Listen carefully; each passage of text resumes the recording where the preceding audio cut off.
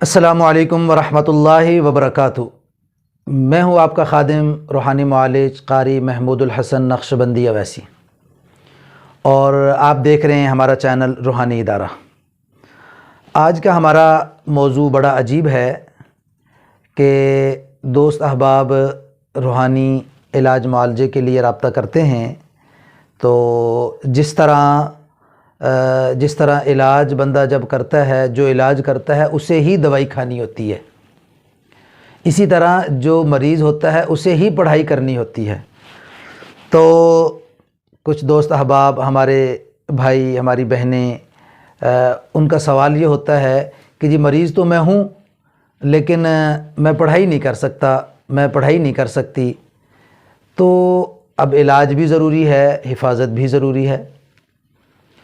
تو اس کے لیے مختصراً عرض یہ ہے کہ جو علاج تجویز کیا جائے، اگر تو آپ خود علاج کرنا چاہتے ہیں تو گھر کا کوئی بھی فرد کسی اچھے معالج سے آپ مشورہ کریں، مشورہ کر کے تو گھر کا کوئی بھی فرد، سربراہ، بڑا چھوٹا، جو بھی سمجھدار ہو، دانا ہو، جو پاکیزگی کا اور طہارت کا اچھی طرح خیال کر سکتا ہو، وہ کلام پڑھے۔ قرآن مجید کی آیات ہیں، سورتیں ہیں، یا دعائیں ہیں، یا درود پاک ہے، جو بھی ہے وہ پڑھائی کرے، اور پڑھائی کر کے مریض پر دم کرے۔ یہ جو دم دوسرا بندہ کرتا ہے اس پر بھی اثر آتا ہے، چاہے وہ معالج ہو یا غیر معالج ہو۔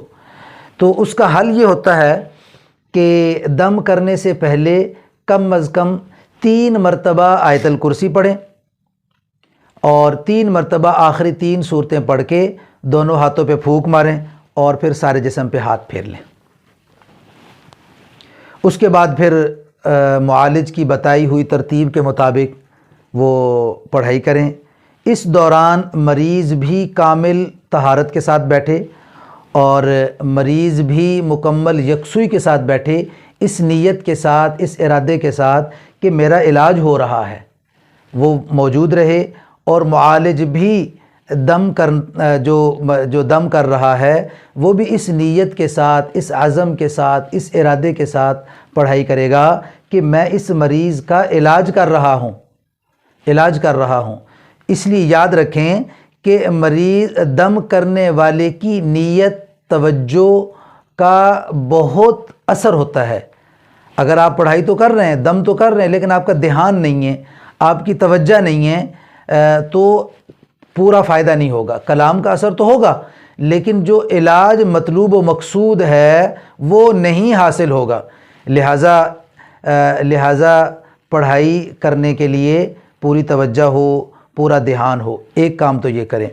دوسرا، جو کلام پڑھ کے دم کیا جا رہا ہے وہی کلام لکھ کے بطور تعویذ کی اس کو فولڈ کریں، لپیٹیں، تعویذ بنائیں، اور اس کے اوپر شاپ پر لپیٹ کے موم جامہ کر کے تو اس کو اپنے گلے میں مریض پہن لے، تو اس سے بھی فائدہ ہوتا ہے۔